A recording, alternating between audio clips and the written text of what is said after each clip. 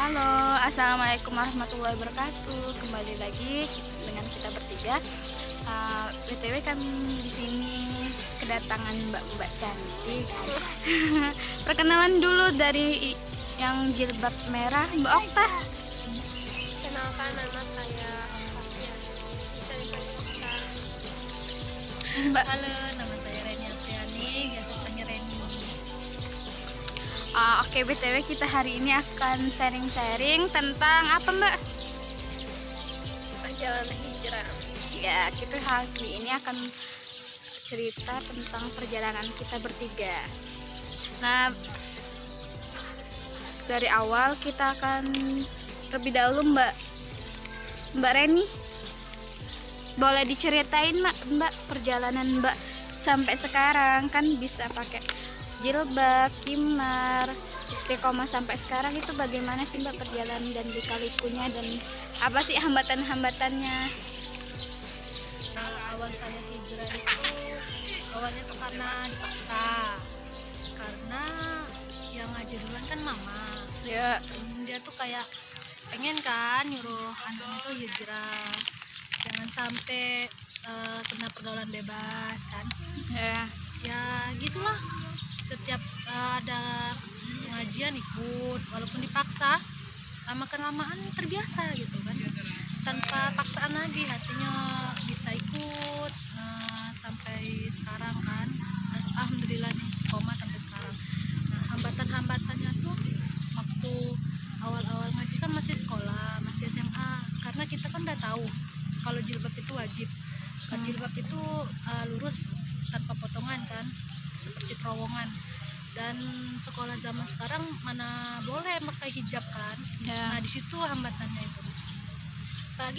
Lagi pakaian olahraganya pakai celana gitu. Nah, biasanya dari teman-teman kan dicemooh biasanya. Nah, dari tetangga itu sih Ya. hambatan-hambatannya, tapi alhamdulillah sampai sekarang masih bisa dilewati. Awal dari kan kemarin kan ini pakai gamis kan, nah pakai gamis terus kimar. Nah itu kan dari awal pakai itu dipaksa orang tua atau dari hati, atau kayak dari awalnya tuh sudah pakai ini kayak gitu, cuman tahu kewajiban belum dari hati kayak gitu.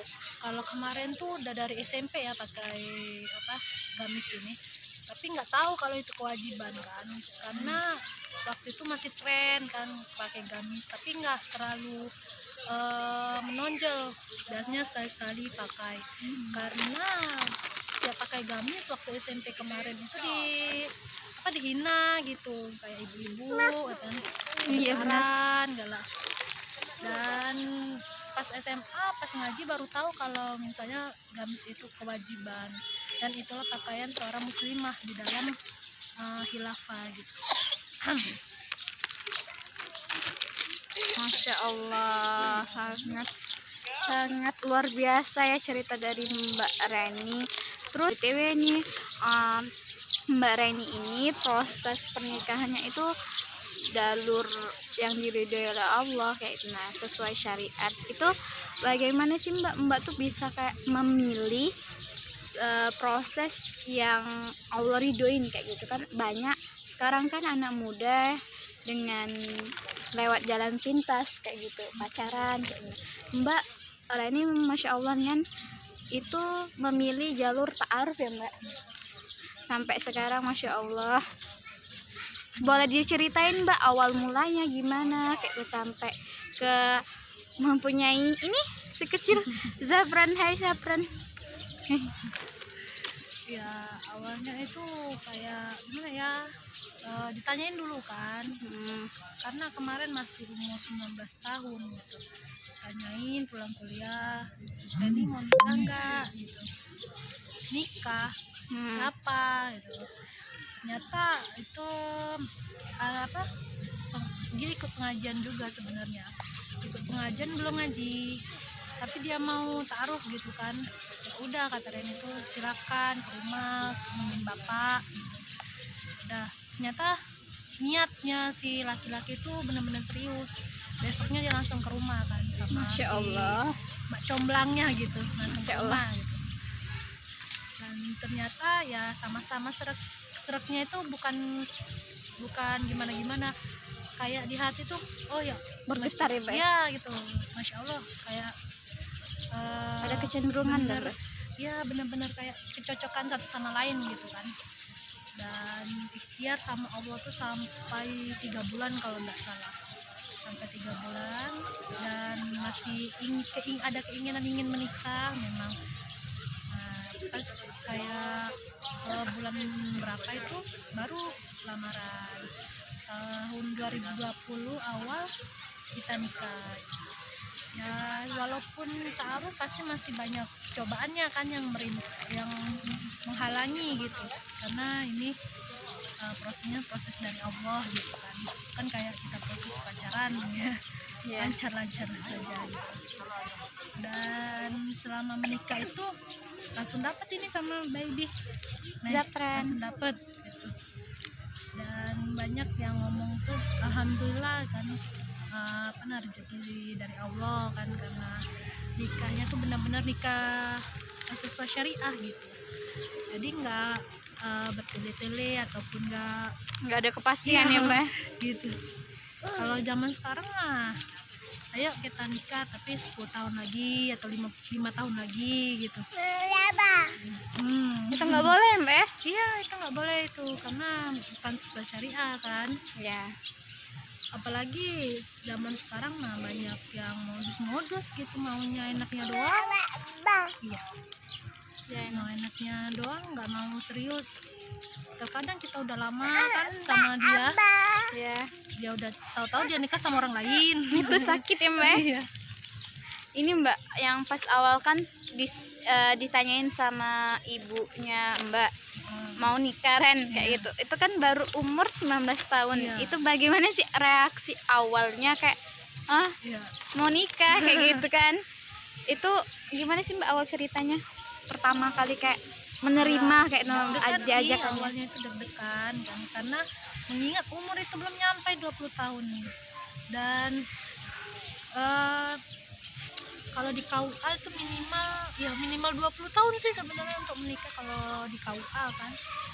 Dan ternyata kata mama tuh gini, nggak ada orang tua yang mau menyebloskan anaknya ke tempat yang nggak benar gitu kan.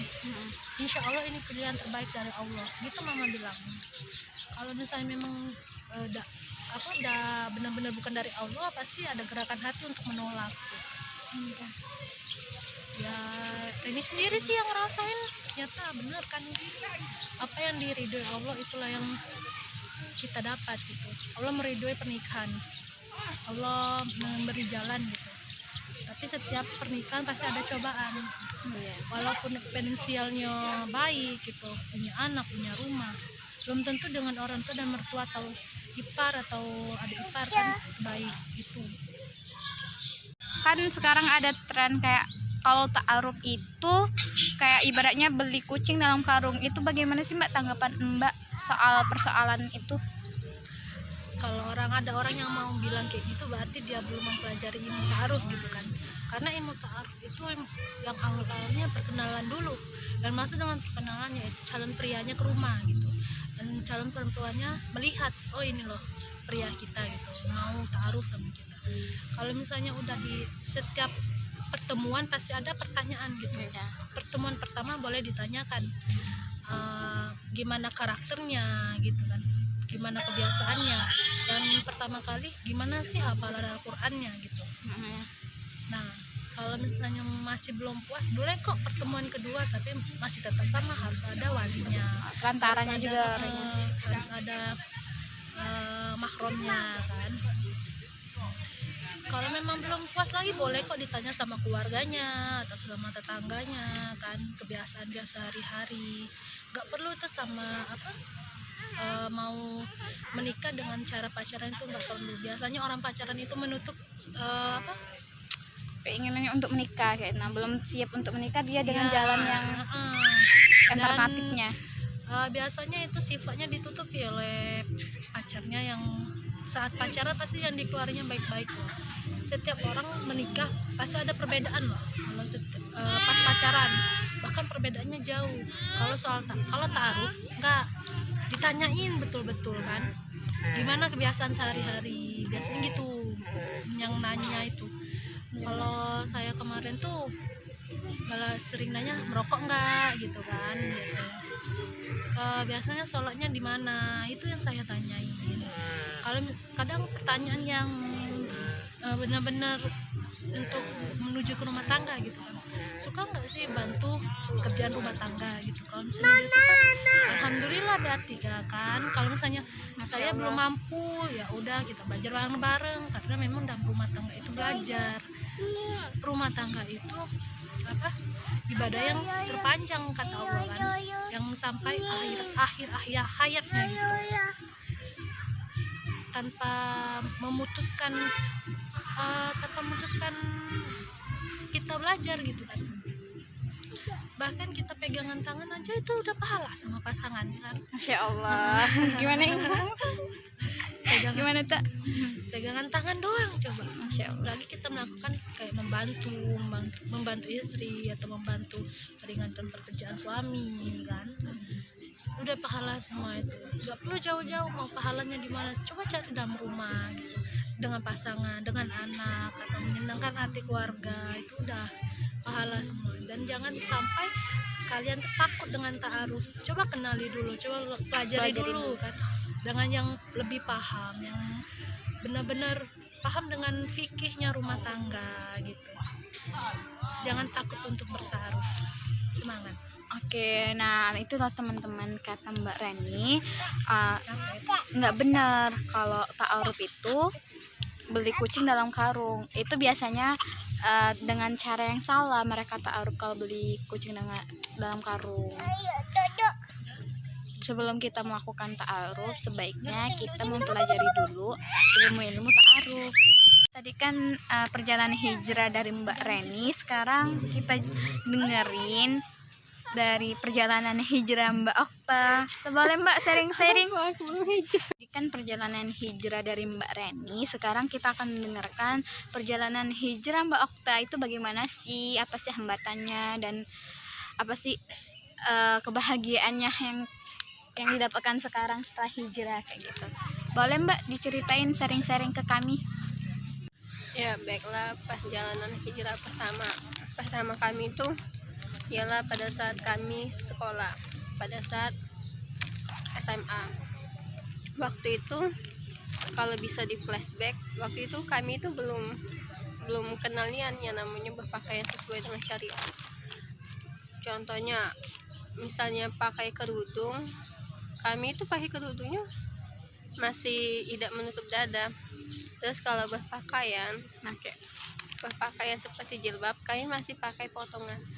Kami waktu SMA masih galak pakai celana, dan kalau misalnya pakai rok pun kami pakai rok potongan, jadi dipotong gitu. Nah, itu. Dan dulu pikiran kami itu masih duniawi jadi. Nah, iya betul, masih duniawi dan berpikir ngapain nak make jilbab dan kerudung yang sesuai dengan syariat jadi. Nah, karena kami belum belajar waktu itu dan kami juga belum tahu jadi. Nah, dan dulu itu awalnya kami itu maaf ya pakai bahasa Indonesia, bahasa Palembang beda apa kan? ya udah apa-apa lah. Dulu itu kami itu pas SMA ada salah, kami itu kan punya lah bestie jadi. Nah, pasti setiap manusia itu pasti punya bestie jadi, punya kawan, kan kita makhluk sosial. Siapa bestinya Mbak? Mbak Putri, Mbak Reni tadi sama ada satu lagi Juli yang berhalangan hadir hari ini. Ya, kami itu kan berempat ya itu. Nah, berempat, dan terus ada salah satu kawan kami yang tadi Mbak Reni itu duluan hijrahnya, dan mungkin kan sebagai teman yang baik kayak itu. Nah, dia tidak rela kalau temannya masuk atau terjerumus ke dalam neraka gitu. Nah, jadi dia ngajak kami itu. Nah, sehatin kami. Iya, tapi kami ini kan masih ke duniawi, jadi kami belum kayak menolak kayak iya, secara mentah-mentah kayak gitu. Kami masih membantah gitu. Dan pernah kami bilang Dan pernah kami bilang untuk apa sih pakai jilbab ya itu nah, Iya, cak bener. ibu-ibu jadi nah cak itu kan dulu kami cak itu. Kayak Dan ini ya Mbak ya, kalau flashback kemarin kayak bilang kalau ada yang menurut bapaknya nggak apa-apa kalau nggak pakai gamis ya Mbak ya. Ada yang menurut bibinya kan kayak ngebantah kalau pakai gamis itu tidak wajib kayak gitu kan. Tapi padahal seiringnya waktu kita mempelajarinya ya Mbak. ya itu sih awalnya kami itu sangat menentang, dan Terus Mbak, kami juga tidak do masalahi anak muda sekarang dia nak cak mana, karena dia kan belum tahu ya. Nah, jadi tugas kita yang sudah tahu tentang ilmu ya kita kasih tahu mereka biar mereka juga bisa hijrah kayak kita aja nah, kayak kita bergabung untuk hijrah juga aja nah. Dan itu sih awalnya. Terus dan kami itu dulu tuh sering diajak setiap minggu itu diajak kajian setiap minggu sama Reni ya Mbak ya. iya sama Mbak Reni tadi kami sering diajak kajian. Nah dari kajian itulah mungkin kan itu salah satu bentuk hidayah dari Allah ya. Dan kita menjemputnya dengan datang. Nah iya, dan kita menjemputnya, hidayah itu dijemput. Kalau kita nunggu hidayah baik, padahal hidayah dengan kita melihat konten yang sesuai dengan isi hati kita. Misalnya nih, kita terjerumus di dalam maksiat, misalnya kita berpacaran ya, misalnya contoh tadi kita berpacaran, kita mengambil hubungan dengan cara yang haram, berpacaran, tapi kita lihat konten, misalnya ada nih konten ustadz yang melarang kita untuk berpacaran karena berpacaran itu tidak boleh, jadi nah haram hukumnya. Kalau kita berpegangan tangan dengan orang yang bukan pasangan kita, bukan mahram kita, itu kita bakalan dapat dosa. Sedangkan kalau kita pegangan tangan dengan seseorang yang mahram kita dapat pahala ya. Nah masya Allah nian kalau kita jadi Allah itu tuh lah sangat mengatur, sangat indah yaitu nah tentang agar kita tuh menjauhi segala bentuk maksiat, agar kita tak terjerumus ke dalam dosa ya. Tapi ya dari kita dewek, dari hati kita yang sombong, yang nggak mau mendengarkan Mbak ya. Ya padahal hidayah itu tuh lah ada di depan mata kita ya. Nah, tapi kita dewek yang tidak bisa menjemput hidayah itu ya. Ya hidayah itu kayak seperti teman-temannya yang buat snap tentang dakwah kayak gitu kan, itu tuh bentuk dari hidayah juga ketika kita membacanya ya Mbak. Kalau kita jemput Hidayah itu dengan baik nah, dan menerapkannya ya Mbak ya. Terus apa lagi Mbak? Itu sih awal hijrah dulu kami tuh juga. Nah dulu sudah tuh kan kami tuh diajak kan oleh kawan kami tuh untuk ikut kajian rutin setiap minggu. Nah dan mungkin ya itu tuh digerai juga oleh Allah, dan kami tidak bisa nutupi kemungkinan tidak bisa nutupi ini nih dari kami dewek jadi tidak, karena kalau misalnya itu dari kami juga masih ke duniawi jadi tapi sekarang juga kami masih ke duniawi jadi tidak bisa. Jadi semua yang kami lakukan itu yang baik itu dari Allah. Jadi kalau misalnya yang buruk, misalnya banyak orang yang lihat kami buruk jadi itu dari kami dewek jadi itu sih dari awal. Dan kami tuh dulu setiap minggu itu belajar ya, ada materi setiap rutin jadi nah dari kami belajar itulah kami tuh mulai untuk mengenal Islam lebih baik ya. Mengenal Islam secara kafah ya Mbak ya, secara menyeluruh. Jadi semua aturan itu, baik kita berpakaian, baik kita jalan-jalan sama kawan kita, baik kita di kehidupan kita sehari-hari, baik kita di pendidikan kita, itu juga sudah diatur oleh Allah. Kalau misalnya emang kita benar-benar menerapkan Islam itu secara kafah ya. Nah, kalau kita memang menjemputnya secara ridho ya. Nah, dan hidayah itu harus kita jemput. Kalau kita tunggu, kita tidak bakalan berubah-ubah masih untuk di sana ya Mbak ya.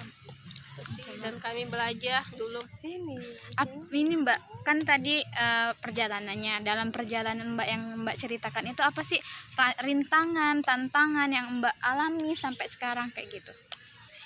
kalau setiap kita melakukan suatu kebaikan pasti ada rintangannya, tidak bisa nutupi kemungkinan. Kita kan tinggalnya di dunia, nah kita belum tinggal di surga, nah jadi kalau misalnya setiap manusia juga kan punya pikiran dia dewek-dewek masing-masing, nah dan kita tidak bisa buat pikirannya itu untuk sama kayak kita, nah kalau misalnya tantangan mungkin kalau di wong tua tuh tidak, nah karena orang tua juga mendukung kalau anaknya bagus, anaknya baik, nah orang tua mendukung.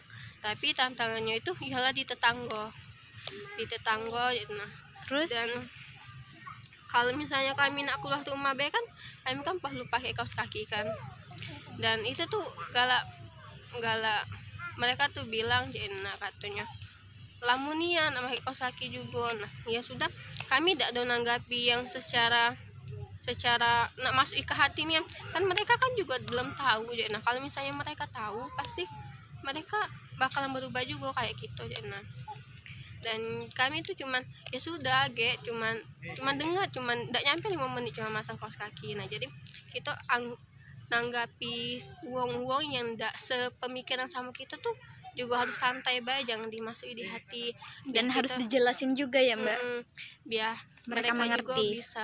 bisa mengerti, mereka juga bisa hijrah mungkin kayak itu. Dan kalau misalnya nak jelas sih ke uang yang lebih tua dari kita, ya kita juga harus punya sopan santun. Jangan kita merasa diri kita lah baik. Memang sih ajaran kita sudah tahu, kita tahu ajarannya, tapi kita juga harus tahu akhlak, kita juga harus tahu Cara penyampaiannya adab, juga, ya. Mbak. Kita juga harus tahu adab cara menyampaikannya. Jadi kalau menyampaikan dengan uang yang lebih tua dari kita, ya kita dengan cara yang baik-baik. Kalau misalnya kita nyampe dengan kawan-kawan kita, ya kita pakailah bahasa yang biasa kita pakai ke kawan-kawan kita aja, tenang. Masya Allah. Ini Mbak kan tadi kan rintangan, apa sih Mbak yang kayak kebahagiaan yang Masya Allah yang Mbak alami setelah hijrah, kesenangannya apa sih yang Mbak rasakan setelah hijrah ini? Kalau yang kami rasain setelah hijrah, kami tuh ngerasain kayak Allah itu kan punya aturannya. Allah yang menciptakan kita, walaupun kita lahir dari rahim ibu kita, tapi Allah yang menciptakan kita, dan yang berhak memberikan aturan itu ya Allah. Kalau misalnya ya kita jalani baik dengan ikhlas, dengan semua yang aku lakukan ini untuk mengharapkan keridhaan dari Allah, dan insya Allah tuh bakalan tenang hatinya, bakalan adem. Nah walaupun misalnya uang lihat kita banyak masalah, tapi hati kita tuh adem, nah hati kita tuh cuman tenang. Dan untuk mencari ketenangan itu ya dengan cara kita tuh dekat dengan Allah. Masya Allah, sangat bermanfaat. Itulah teman-teman perjalanan dan rintangan dari hijrahnya Mbak Okta. Banyak sekali ya teman-teman ilmu yang kita dapatkan, yang kita pelajari. Kalau hidayah itu dijemput ya teman-teman, jangan sekedar kita lihat aja kayak gitu. Baiklah teman-teman, kan tadi kita sudah dengar nih cerita hijrah dari Mbak Reni, cerita hijrah dari saya sendiri, dan mungkin sekarang nih kita kembali ke Mbak Putri nih. Mbak Putri yang dari tadi mewawancarai kita, mungkin kita tanya dulu nih ke Mbak Putri, bagaimana sih cerita hijrah Mbak Putri bisa sampai sekarang?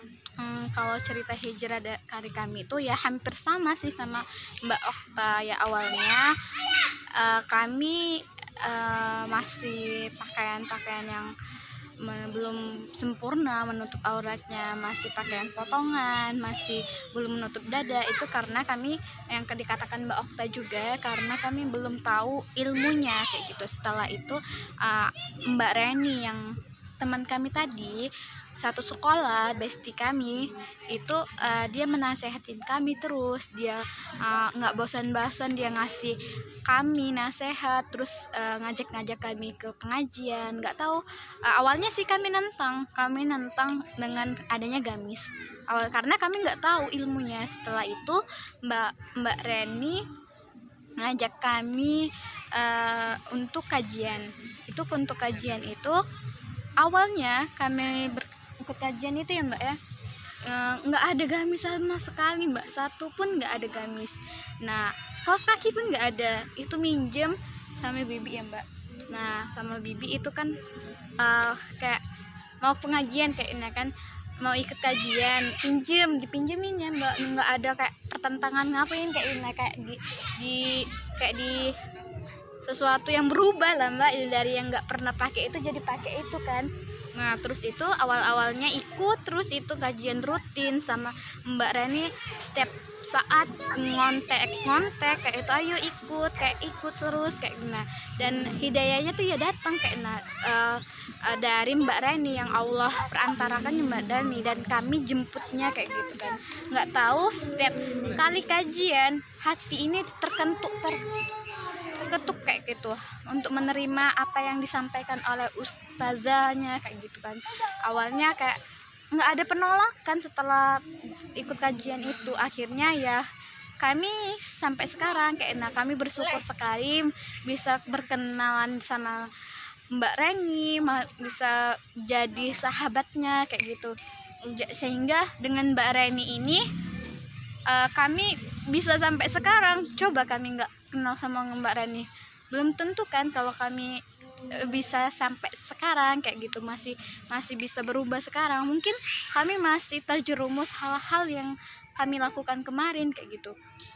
Dan buat teman-teman, jika kalian ingin berhijrah, yuk hijrah, jangan takut kok, jangan takut diejek orang kayak gitu.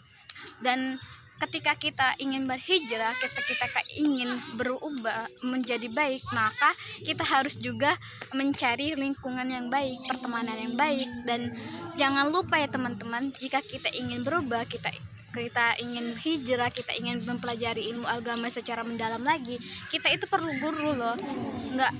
Nggak perlu guru, karena dengan adanya guru kita bisa ditegur ada yang salah atau apa.